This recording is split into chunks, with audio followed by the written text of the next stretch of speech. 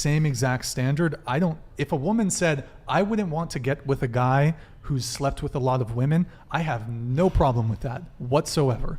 I think it happens to be the case that men care more about it than women. But if a woman said, look, I don't want to date a player, I don't want to date a guy that slept with 100 women, that's totally fine. I don't have a double standard there. Me personally, body count does matter. I'll give you a few reasons. I mean, Yeah, please. Okay. I care about that too, but I mean, you still need your experience, because I think a lot of people also tend to maybe cheat later on when, like, let's say high school sweethearts, that you just have one person in your life. Because they didn't experience enough. Like, you need to go out there to explore, and it's okay. I mean, I'm not saying that, like, I want a guy that has slept, like, with 100 girls. But obviously, I would want a guy who's like me, who picks the girl and then actually is sleeping with her because there is a connection, not just for the sake of having sex and making their body counts higher because they think it's nice to have a bigger. Now here's a question for you: would you prefer to be with a guy that's completely inexperienced and doesn't know how to really like do anything? You have to show him kind of how to do everything, or a guy that has a couple bodies, let's say 20 bodies, but he's experienced, he knows how to, like, pleasure you? Yeah, well, who would you 20 bodies for sure. 20, okay, yeah. So I'd at like least to have there's that like a scale of like levels. For me, I feel like my body count for a girl is a little more acceptable. I don't think I would choose the exactly, like, if a girl has one less body, I wouldn't be like, oh, I have to go with the girl that has one less body, you know. But a lot of guys are like Brian for sure would want that girl with one less body. I just want the reason. Please yeah, Brian, what is the reason? There's quite a few. Yeah, so please start. What's the pair bond thing that he said? Because I've heard about that with like pair vole bonding. rats. Okay, so pair bonding, your ability to bond with someone, to fall in love and to stay bonded, to fall in love with them. If you've had 50 prior partners, your ability to bond with number 51, number 52, number 53 is significantly, severely, greatly diminished. Greatly diminished.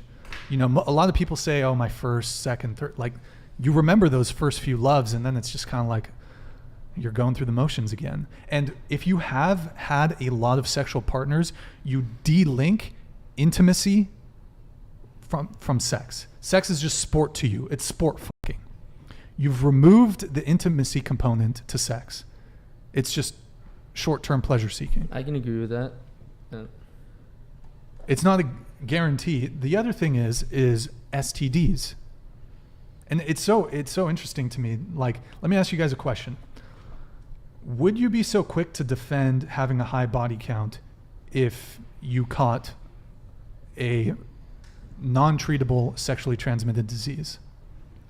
Would you? Let's say you were promiscuous. Oh, you're engaging in the hookup culture. Boom. So you don't. You got HIV now. I mean, I have sex with like condoms. Yeah. Condoms. Until we are in a relationship, get tested and the whole thing. Get tested. Okay, most people don't get tested before they have sex with the person for the first time. Oh yeah, no, for the first time, like people I just wear have condoms. sex. Also, a condom wouldn't stop you from getting herpes, for example. Yeah. But you said untreatable, right? You can't treat herpes. Oh. I mean, well, it's for life. You can take an antiviral medication which reduces the severity and length of outbreaks or prevents them, but so it's funny to me with the body count thing. Everyone just wants to forget about sexually transmitted diseases. Does anyone here want to get herpes or HIV? No, we don't. But HIV is preventable. That doesn't by sound condoms. fun.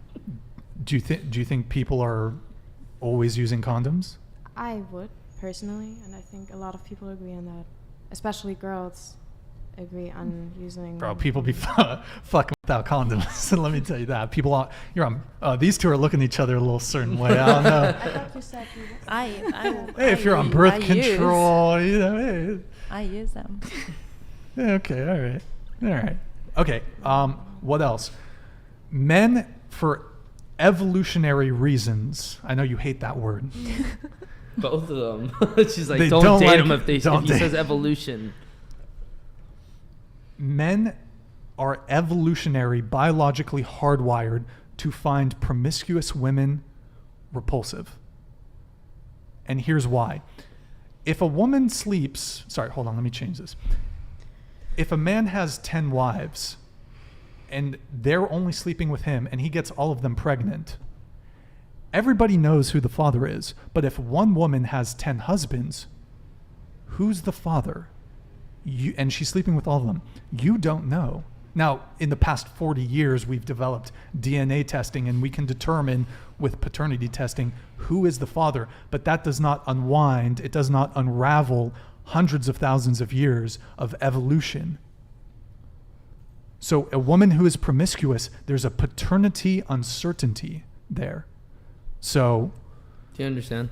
No, does that make sense? So I like, don't get that. Okay. So like, no, I have a question. No, I have a question to like clarify that for me personally. So what uncertainty? I mean, if you participate in hookup culture, you're not about like having a kid. So it doesn't matter. Then I really don't get the uncertainty. It's not an intellectual thing. So you're just like whatever. If you have sex with someone, you could be doing that for recreationally. You have no intention of having a child, right? Yeah. However, that does not undo it doesn't undo evolution. Okay, so your uncertainty that you have, you say it's like you birth with it. You were born with that uncertainty. That you have. It's biological. It's evolutionary. If you have sex with a woman, you'll always have that uncertainty, like every time. No, if a woman is promiscuous, you cannot guarantee. If you have a kid with a woman and she's promiscuous, you cannot guarantee that the child is yours. Yeah, but you are with a woman, and that's not about like getting kids, right? So you're just like. I really don't get. Let me ask you a question. Would you date a guy who's shorter than you? I don't really care about that. I like this conversation. This is more fun. About this. I don't like the other conversation. What? It makes me sad. But here's the thing. You're an open-minded person. I know that. So why does it make you sad, though? Because you guys are like fighting. No, but this is we're a not debate. fighting. No, this is a This is debate. a No, discussion. we're cool with her. No, it's like, cool. This is a debate. We're trying to get my opinion, the her short opinion. Conversation. That's funny. Well, yeah. Okay. Well, let's talk about the height thing. I guess it's a little more light on you guys. Okay. So, I'll say it. I love a short king. We're gonna move on to the rest of the super chats. But so you'll date it. How tall are you? I don't. We don't have like the same. What's your centimeters? 172. That's one. That's 5'7.5". Okay, we'll go around the table You're really. so real for that. We're gonna go around the table really quick on this. Tell us your height and if you have a height preference for a guy. Go ahead. I'm 5 feet tall, and I guess I don't care. You don't care? She would date a short king. Obviously, that's fine. You guys are catching me in these fallacies. Obviously, if they're shorter than me, like I don't think I could on that. I was about to say, I was like, shorter than 5 foot. That's like, oh my God. That's like little person status. That's like certified little person. No. And I think everyone can agree with that. I don't think that I would. Personally, you want to get with the little person? Wait. Okay, so your height, or I'll get with the dwarf. Your height or taller? You're so real for that. I'd get with the dwarf. Yeah. If you guys know any dwarves, by the way, let me know. You're such a king for that.